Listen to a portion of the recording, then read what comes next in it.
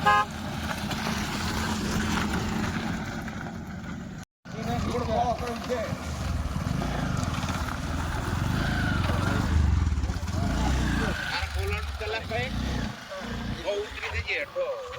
રાવળ દિવ્યાબેન જગદીશભાઈ છે। હું ગામ હેબતપુરમાં રહું છું। હું જય ગુરુદેવ હાઈસ્કૂલ વણીમાં અભ્યાસ કરું છું।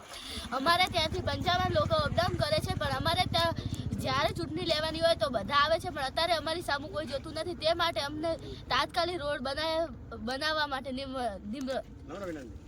મારું નામ રાધેશ્યામભાઈ મેલજીભાઈ ગોયલ છે। હું હેબતપુરમાં રહું છું।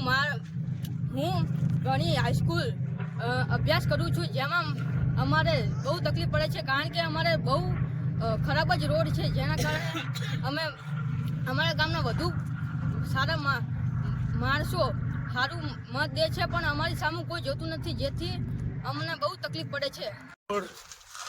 બિલકુલ ખરાબ હાલતમાં છે હેબતપુર વણીનો, બરાબર। બહુ મુસીબત પડે છે। સાધનો કોઈ ચાલી શકે એવું નથી। રાત દિવસ કોઈ દર્દી ગામમાં બીમાર હોય તો તાત્કાલિક સારવાર અર્થે લઈ જવા ગામને બહુ મહાન મુસીબત છે। તો જેથી કરી આ રોડની વહેલી તકે કામગીરી થાય એવું કરશું જે વિરમગામથી હેબતપુર જવા માટે રસ્તો બહુ ખરાબ છે, જેથી અમને બહુ જ તકલીફ પડે છે। ડીસાડી અવારનવાર એકલા જાય છે, રસ્તો બહુ ખરાબ છે। ખાડા ખડિયાથી અમે ઘણીવાર બાઇક લઈને ગયેલા અને પડી જવી છીએ।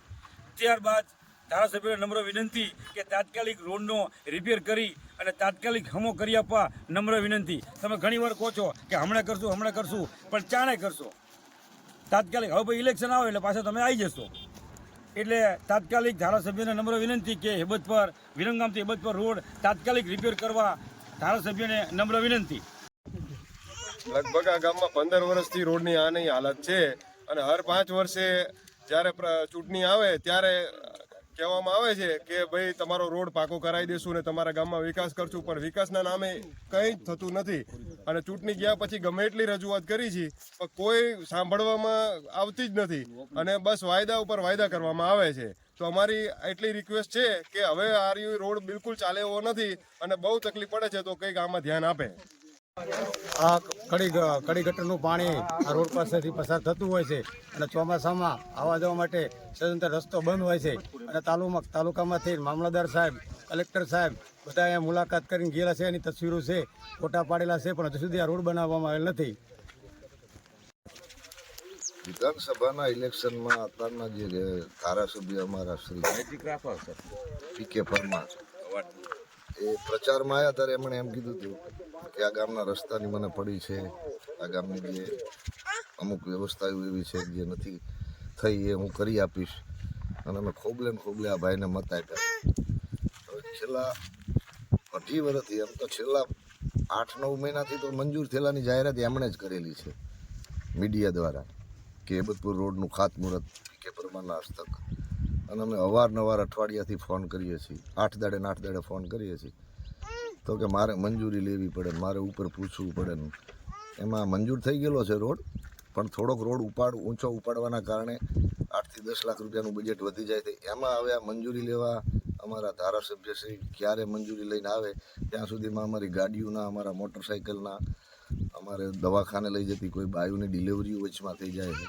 તો હવે આ ભાઈને કોને કે અમારું થોડું ઘણું અમારા સામું જોવે ને અમારા રોડનું આ મંજૂર કરી દે, અને ના થાય એવું હોય અને ના પાડે તો પછી અમે કંઈક બીજો રસ્તો કરીને ફંડ ફાળો કરીને બીજું કંઈક કરીએ।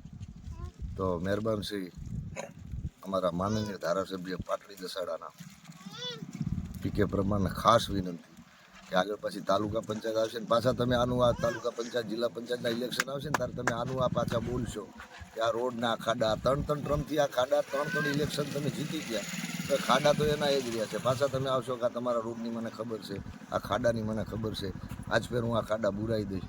હવે કેદી બુરશો? બુરવાનું કંઈક કરો ને, નહીંતર ખાડા। હેબતપુરથી વણી સુધીનો કેટલાય ટાઈમથી રસ્તો ખરાબ છે।